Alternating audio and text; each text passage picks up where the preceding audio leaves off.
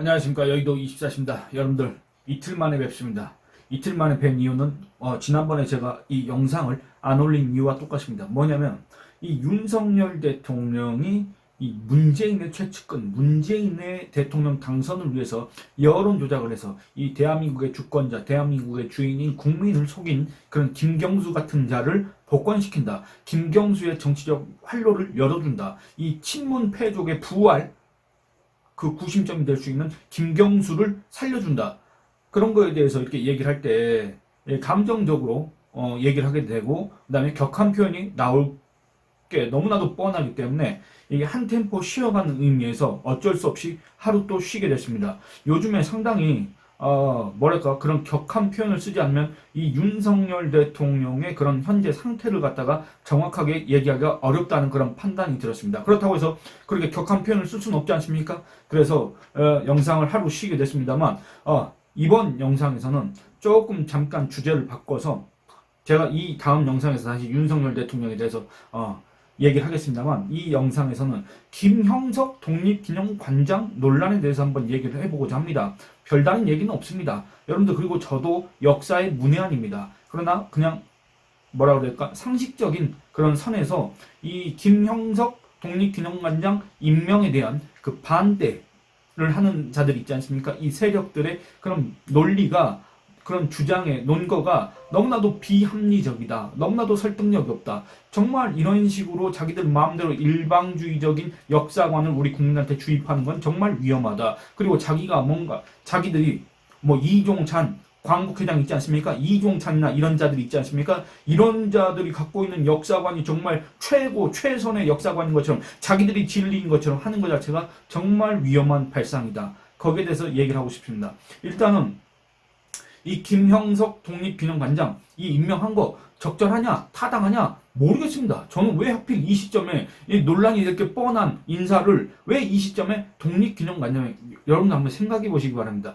독립기념관장 뭐 중요할 수도 있습니다. 그 어떤 역사, 그 다음에 우리 독립기념 이 사업 보훈 이런 측면에서는 독립기념관장 중요한 직책입니다. 그건 맞는데 우리 대한민국의 전체 국정을 놓고 보면은 이 독립기념관장 문제로 마치 무슨 대한민국이 갈라졌다, 그 다음에 뭐 8.15를 앞두고 대한민국이 둘로 갈렸다, 이런 얘기가 나올 정도로 뭔가 시끌벅적해야 될 그런 자리입니까? 솔직히 그건 아니지 않습니까? 제가 독립기념관장이라는 그 직책의 의미와 가치, 비중, 위상 이런 걸 폄하하는 게 아니라 지금까지 우리가 쭉 지내왔듯이 독립기념관장 임명에 대해서 이렇게 논란이 된 적이 없지 않습니까? 그럼 하필 왜 이 시점에서 이런 인사를 독립기념관장으로 임명을 해서 이런 논란을 자초했을까? 정말 이런 것들을 보면 이 윤석열 정부, 윤석열 대통령의 그런 어떤 정무적 판단이라고 해야 될까? 이런 것들은 정말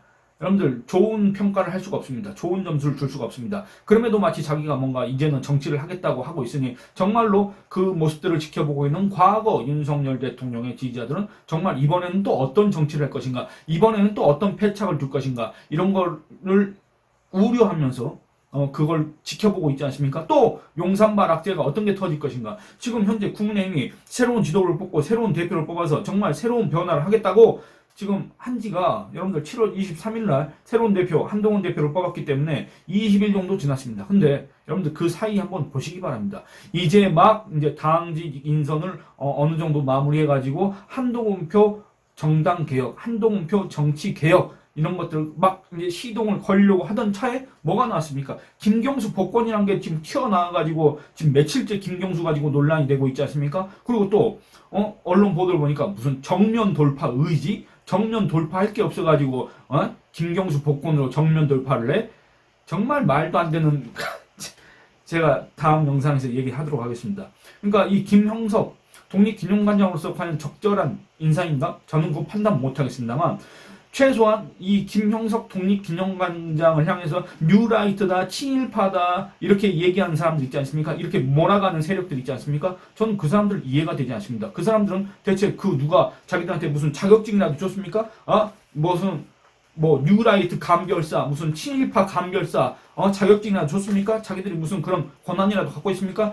대체 자기들의 역사관이 진리라는 그 보증이 어디 있으며 자기들이 알고 있는 그런 것들이 정말 사실에 근거한 것인지 어떻게 장담하냐 그 말입니다. 일단 이 관련 기사를 읽어보면서 여러분들하고 한번 얘기를 해보겠습니다.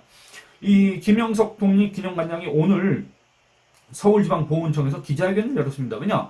자기의 임명을 놓고 너무 말이 많으니까, 그리고 또 광복회, 이종찬이나 이런 자들이 너무 이렇게 공격을 해야 되니까 거기에 대해서 일종의 해명하는 그런 기자회견을 가졌는데, 여기에서 이렇게 얘기를 합니다. 뭐라 그랬냐면, 일단 자기가 뉴라이트가 아니다 이렇게 얘기를 합니다.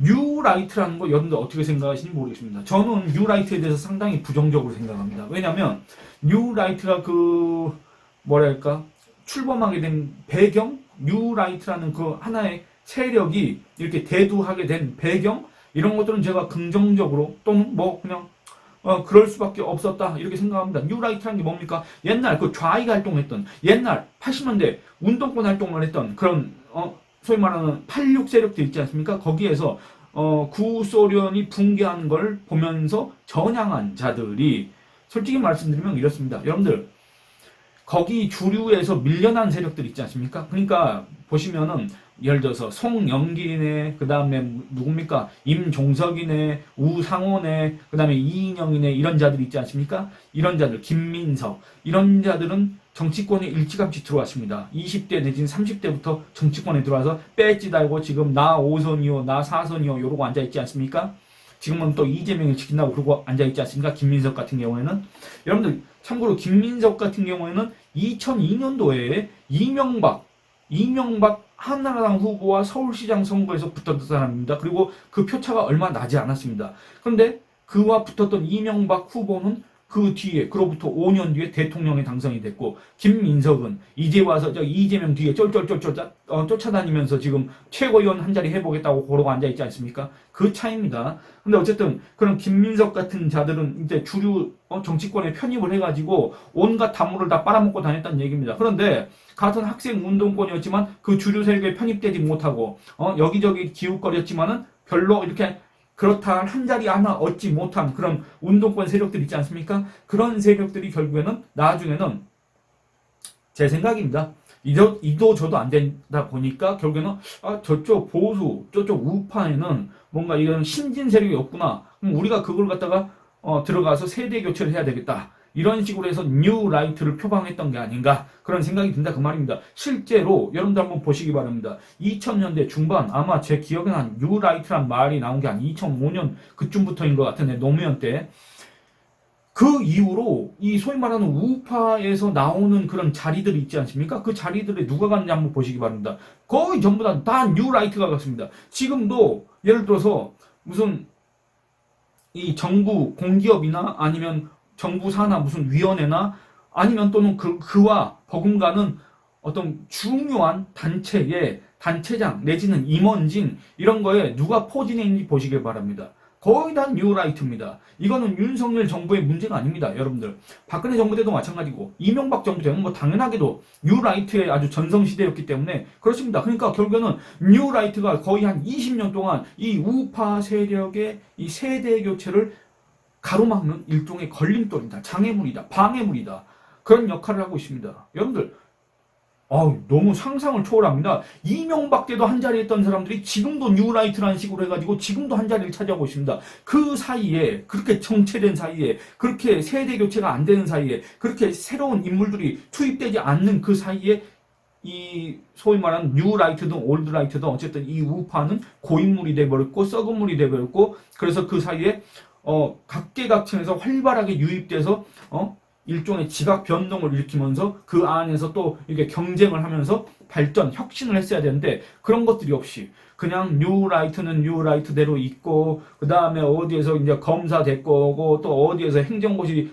패스한 관료 데리고 오고, 또 어디에서 지방에서 토목업 하는, 건설업 하는 그런 사람들 데리고 오고, 또 어디에서 청년회의소 간부 같은 애들 그렇게 데리고 와서 또 청년 정치인네하고 데리고 오고, 그런 식으로만 데리고 왔다 그 말입니다. 그러니까 뭐가 되겠습니까? 그러니까 386 운동권 저런 사람들한테 상대가 되겠냐 그 말입니다. 여러분들, 선전선동 이런 거에서 상대가 됩니까? 아니면 이런 정치 이런 거에서 상대가 됩니까? 이 정치라는 것도 저들은 20대 초반부터 정말 20살 때부터 대학에 들어갔으면 20살 때부터 소위 마르크스, 레닌주의 이런 걸 배워가면서 이런 사람들을 어떻게 하면 선동할 수 있나 이런 걸 배우고 어떻게 하면 이 여론을 갖다가 교란시킬 수 있나 이런 것들을 배우고 어떻게 하면 집권할 수 있나 이런 거를 아주 수십 년 동안 훈련했던 사람인데 거기에서 일찌감치 밀려나서 비주류로 있다가 전향했다는 명목으로 지금 여기에 들어와서 뉴라이트로 활동한 사람들 그 다음에 뭐 그냥 관료 생활했다거나 그냥 자기의 개인 사업했다거나 그냥 여의도 언저리를 떠돌던 정치 지망생들이 자기 집에 돈이 많은지 뭔지 모르겠지만 어쨌든 줄 잡아가지고 이렇게 국내힘에 들어와서 한 자리 차지한들 상대가 되겠냐 그 말입니다. 어쨌든 얘기가 길어졌습니다만 뉴라이트는 전 상당히 부정적으로 봅니다. 그들이 얘기하는 게 부정적이 아니라 그들이 결국에는 이 우파의 세대 교체를 가로막는 우파의 그런 자리들 이런 것들 갖다 독점하는 세력들이 돼버렸기 때문에 이 노무현 때 이명박 때 자리 차지했던 자들이 지금도 그 자리를 차지하고 앉아 있으니 무슨 KBS 이사를 뭐 천년만년 하고 있으며 물론 그 중간에 바뀌긴 했지만 보면 다 뉴라이트들입니다. 어쨌든 이 뉴라이트에 대해서 갑자기 또 얘기를 하다 보니까 시간이 가게 됐습니다만 이 뉴라이트라고 하는데 그렇습니다. 왜 이 사람이 뉴라이트인가 저는 이해가 되지 않는다 그 말입니다. 이 사람이 과거에 어떤 활동을 했는지도 잘 모르겠지만 그래서 이 이종찬이라는 사람이 뉴라이트를 규정하는 그런 기준들을 얘기했는데 저는 이걸 보면서 상당히 어처구니가 없었습니다. 여러분들 이종찬이 우당 이회영 우당 이회 발음이 잘 안 되는데 이회영 이 사람이 있지 않습니까? 여러분들 그냥 그 이름을 많이 들어보셨을 겁니다. 뭐 우당 그 형제들이 뭐 요즘으로 따지면 뭐 엄청 천문학적인 가치의 그런 재산을 갖다가 헌납해가지고 저기 뭡니까 신흥 무관학교를 만들었다. 그 다음에 독립운동에 투신했다. 이런 얘기들 들어보셨지 않습니까? 이 이종찬이 현재 광복 회장입니다만 저는 이 독립유공자 내지는 독립지사의 그런 후손이라고 해서 이렇게 광복회 또는 뭐 광복회는 뭐 원래 그런 단체니까 그렇다 치더라도 이 국가의 정책에 대해서 자꾸 이런 식으로 훈계조로 나서고 마치 자기들의 얘기를 듣지 않으면 저 정권은 친일 정권이라고 이렇게 매도하는 이런 거에 대해서는 정말 바람직하지 못하다. 정말 자기 조부의 명성에 금이 가게 하는 그런 자충수다. 이런 얘기를 하고 싶습니다. 이 동찬이 또 뭐라고 했냐면 첫째 어떤 경우에 뉴라이트 세력이라고 볼 수 있느냐? 첫째, 이승만을 건국 대통령으로 지칭할 때 그 자는 뉴라이트다. 이렇습니다. 여러분들 저는 이게 이해가 안 되는 게 여러분들 한번 보시기 바랍니다. 그 문재인 같은 자들 있지 않습니까? 문재인이가 원래는 2019년을 갖다가 대한민국 건국 100주년 뭐 이런 식으로 하려고 했습니다. 근데 여러분들 보시기 바랍니다. 임시정부 뭐 100주년 이렇게 했는데 북한은 여러분들 임시정부를 인정하지 않습니다. 그러니까 김정은이하고 뭐 이렇게 짝짝꿍 한번 해보려고 했더니 김정은이가 거기에 대해서 이렇게 거부감을 드러내니까 갑자기 그 행사가 대폭 축소됐지 않습니까? 그 뒤로 뭐 100년이니 뭐니 이런 얘기도 안 나왔지 않습니까? 근데 어쨌든 그 문재인이가 얘기하는 것처럼 1919년이 건국이 됐다. 임시정부가 수립이 됐기 때문에 건국이 됐다고 치더라도 그때 당시에 한성 임시정부라고 있었습니다. 한성 임시정부의 초대 대통령이 누구였냐면 바로 이승만이었습니다. 그리고 또 상해 임시정부, 각지에 있던 임시정부들이 상해에 있는 임시정부로 통합됐지 않습니까? 그 상해 임시정부의 초대 대통령이 또 누구였냐면 바로 또 이승만이었습니다. 그리고 실제 이 대한민국이 건국됐을 때 1948년 8월 15일 대한민국이 건국됐을 때 초대 대통령도 바로 이승만이었습니다. 그러면 여러분들 이승만을 갖다가 건국 대통령으로 봐야 됩니까? 안 봐야 됩니까? 보는 게 아니라 이승만이 건국 대통령입니까? 아닙니까? 건국 대통령입니다. 어느 뭐로 뭐나 건국 대통령입니다. 근데 어떻게 이승만을 건국 대통령을 하면 뉴라이트가 되는 겁니까? 그럼 저도 뉴라이트가 되는 겁니까? 아니면 제 생각에 동의하시는 분들도 뉴라이트가 되는 겁니까? 이종찬 기준에 따르면? 그러니까 이런 이종찬 같은 자들은 자기의 그런 기준으로 다른 사람을 재단하고 그 기준에 벗어나는 사람들은 전부 다 무슨 친일파니 뉴라이트니 자기 마음대로 이렇게 규정을 한다 그 말입니다. 누가 이종찬 같은 데한테 이런 권한을 줬습니까? 이종찬이가 무슨 병아리 감별사도 아니고 어떻게 자기가 이런 걸 갖다 규정할 수가 있습니까? 두 번째, 1948년을 건국절로 주장하는 거. 이것도 여러분들 정말 이게 노무현 때부터 이 논쟁이 시작된 것 같은데 한번 생각해 보시기 바랍니다. 1945년 8월 15일 날 일제가 패망했고 항복을 선언했습니다. 그럼 대한민국이 생겼습니까? 아니면 대한민국 임시정부가 정식 정부가 됐습니까? 아니면 임시정부가 이 대한민국 전역에 한반도 전역에 통치 체제를 갖추고 뭔가 이렇게 정부로서의 역할을 했습니까? 없습니다. 여러분들 그로부터 3년 동안 미군정이 실시됐습니다. 대한민국은 없었습니다. 대한민국이란 나라 자체가 없었습니다. 그럼 뭐 1948년 5월 10일 총선거에 의해서 재헌의회 의원들이 선출됐고 그들이 7월 17일 날 헌법을 반포를 했고 그 다음에 8월 15일 날 이 대통령을 선출해서 이승만 대통령이 초대 대통령으로 나왔지 않습니까? 그래서 그때 대한민국이 건국된 거 아닙니까? 근데 1948년을 건국절이든 광복절이든 1948년 8월 15일 날 대한민국이 건국된 게 역사적 사실 아니겠습니까? 그 전에 미군정 시기를 보면 대한민국 건국된 겁니까? 아니면 그 전에 여러분들 독립군이 있었습니다. 독립군. 우리나라가 대한민국이 있었는데 독립군은 왜 있습니까? 그게 말이 됩니까? 모순되는 거 아닙니까? 대한민국이 있는데 그 독립군은 뭘 목표로 하는 독립군이었습니까? 그리고 두 번째는 임시정부 산하에 광복군이라고 있었습니다. 광복군. 여러분들 그 광복군은 뭘 위한 광복군이었습니까? 아니 그 빛을 되찾는다는 거 결국에는 복구 간다는 거 아닙니까? 나라를 되찾는다는 거 아닙니까? 아니 이미 대한민국인데 뭘 복구구라고 나라를 되찾냐 그 말입니다. 안 그렇습니까? 모순입니다. 그야말로 임시정부, 그 다음에 광복군, 독립군 이런 표현들만 봐도 그때 당시에는 이 정식 국가가 아니었다. 말 그대로 임시정부였지 않습니까? 아니 국가가 있습니까? 국민이 있습니까? 영토가 있습니까? 아니면 주권이 있습니까? 뭐 하나도 없지 않습니까?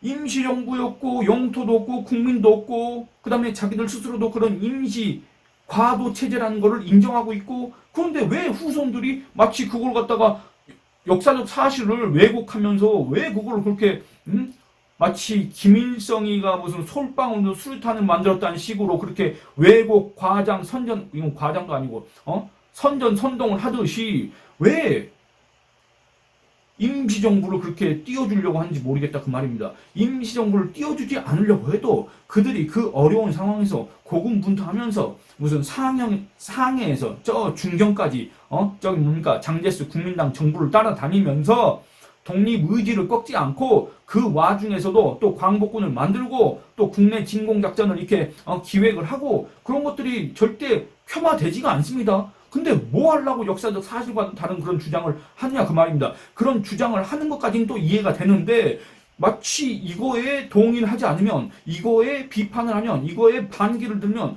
저거는 친일파다 저거는 뭐다 저거는 민족 반역자다 이렇게 낙인을 찍는 거는 정말로 뭐라고 그래야 될까 정말 건방진 거다 이렇게 얘기하고 싶습니다.